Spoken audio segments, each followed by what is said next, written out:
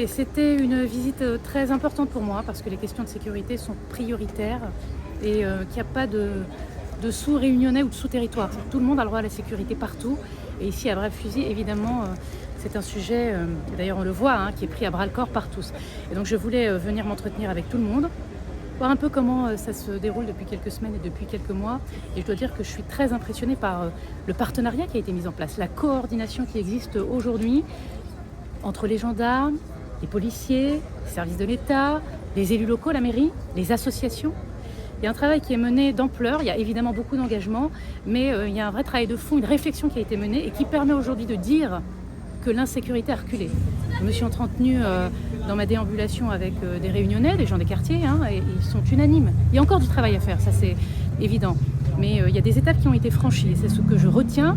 C'est quand même un modèle du genre et donc je veux le saluer.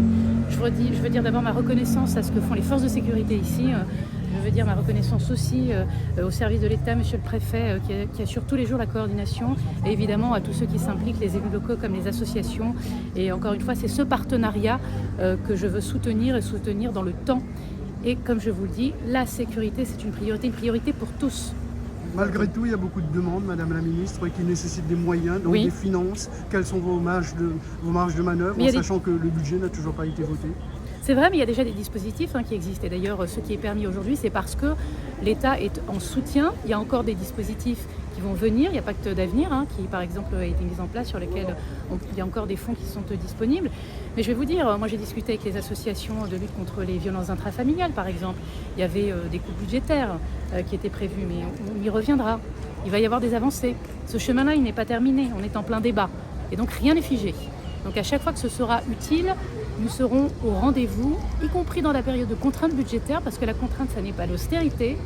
Et l'État investira parce que la sécurité, c'est un objectif majeur. Majeur. Est-ce que vous retenez que c'est un modèle de Brave-Fusil? C'est à Brave-Fusil qui pourrait se dupliquer ailleurs? Oui, c'est envisageable. C'est ce que je viens de dire. Quand je parle vraiment de modèle, c'est que je veux dire que tout ça peut inspirer la sécurité dans d'autres quartiers, y compris dans des quartiers en hexagone. Il y a des leçons à tirer de ce que je vois ici à La Réunion depuis que je suis présente, depuis maintenant 2 jours, et je n'ai pas fini d'en apprendre, je crois. Merci beaucoup.